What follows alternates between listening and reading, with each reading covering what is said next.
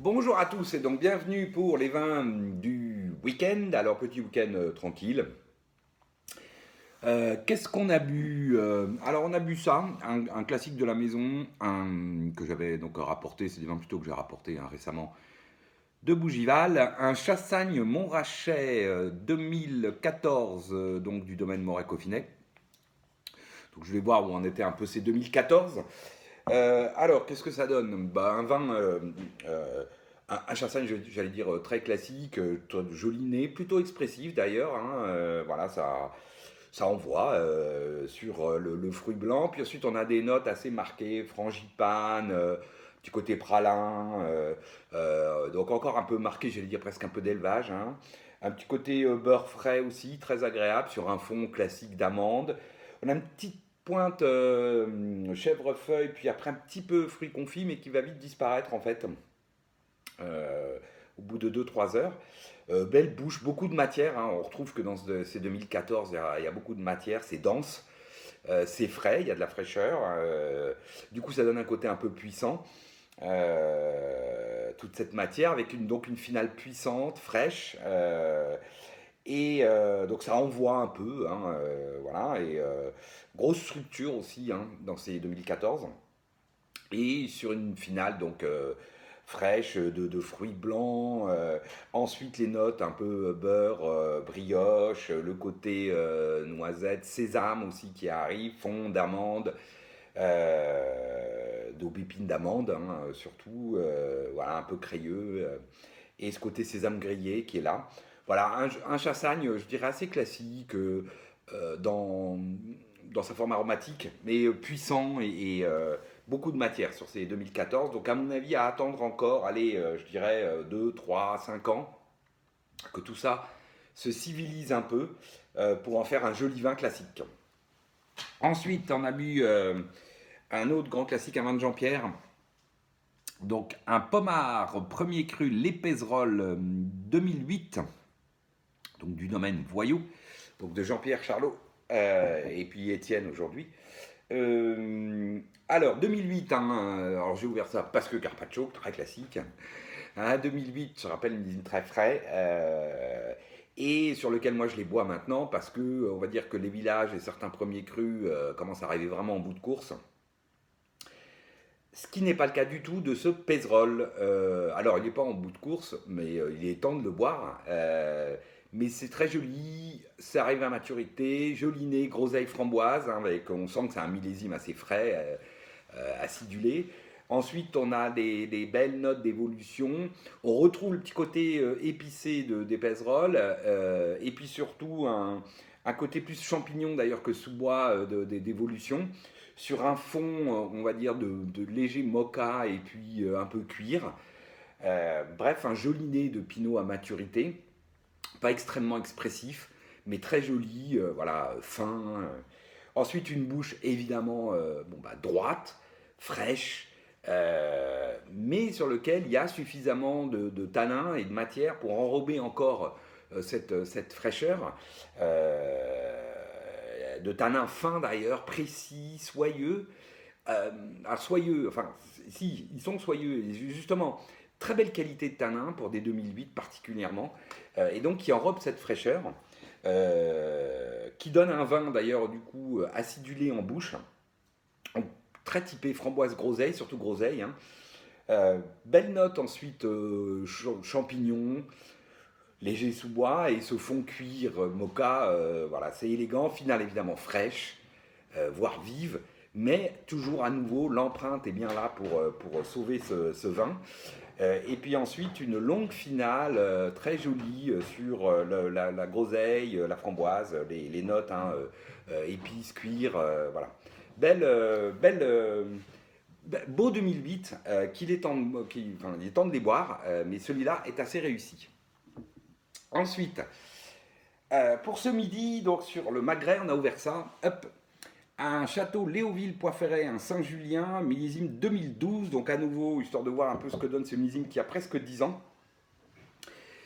Donc 2012, ça, là, ça me confirme qu'on est quand même voilà, sur un millésime un peu juste en rive gauche, hein, ce que j'avais déjà observé. Autant Les rives droites, je l'avais déjà dit, m'ont plutôt agréablement surpris. Autant là, on est vraiment sur un millésime où on sent en bouche un peu la limite.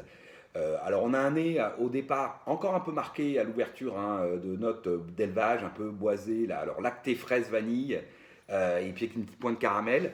Tout ça va bien disparaître au bout de 3-4 heures d'aération. On est sur le cassis, voire le bourgeon de cassis, hein. On voit bien que bon, c'est un millésime un peu frais.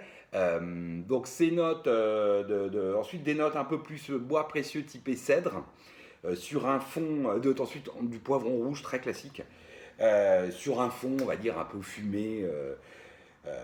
En bouche donc on a une bouche charpentée, voire oui charpentée, voilà, avec de la matière, des tanins assez ronds au départ, puis qui sèchent un peu en finale. Euh, hein, un peu strict, un peu rigide, un peu sec en finale. Et puis une finale fraîche, droite, toujours sur ce côté donc cassis, bourgeon de cassis, les notes poivron rouge, et le fond, on va dire, fumé, voilà, avec une petite pointe de cèdre agréable, fraîche.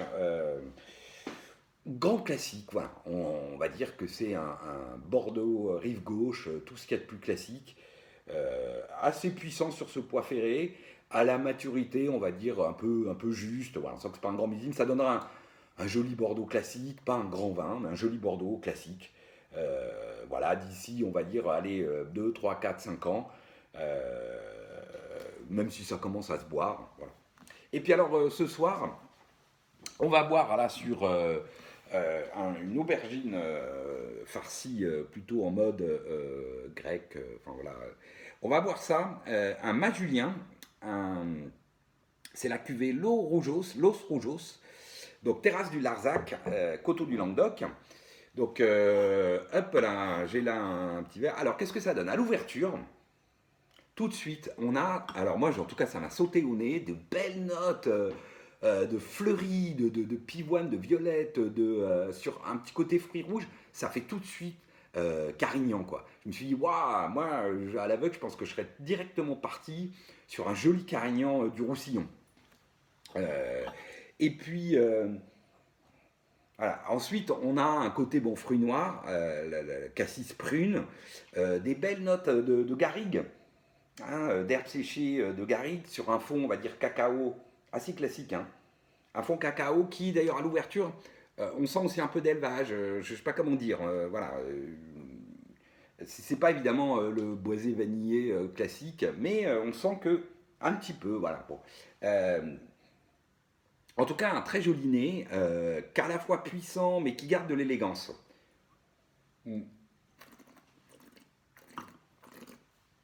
Ensuite, bah oui, on a une bouche large, très charpentée, grosse structure, pas trop marqué alcool, jusque dans la finale, où là ça se sent un peu quand même, ça envoie, il y a un peu d'alcool, mais tout ça est enfin, très équilibré.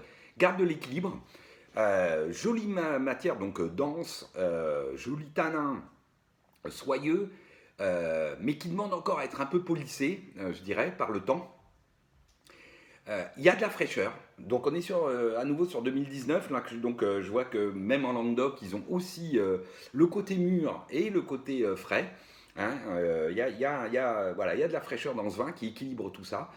Et puis très belle aromatique, donc plutôt fruits noirs, cassis, prunes, ce genre de choses. Ensuite, les belles notes fleuries, pivoine, violette, presque rose séchée. Enfin voilà, on retrouve tout ça. La pointe de garrigue, un petit côté épicé réglisse et ce fond clairement cacao, voilà, qu'on retrouve dans ce genre de vin.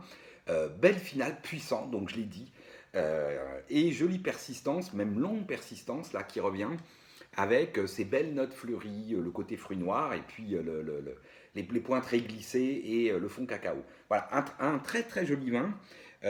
Donc du coup après j'ai quand même été regarder bah, évidemment j'étais assez content de voir que Los Rojos bah, en fait c'est majoritairement du Carignan, des vieux Carignans, plus de 60%, complété de Syrah Grenache.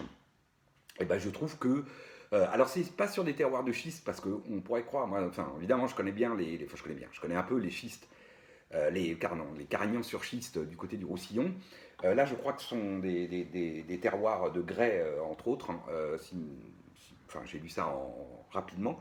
Mais en tout cas, voilà, un très beau vin que ce Los Rojos, que moi j'aime beaucoup et très clairement attendre 3 à 5 ans que ça se polisse un peu en bouche pour en faire un très joli vin, plutôt de table. Voilà.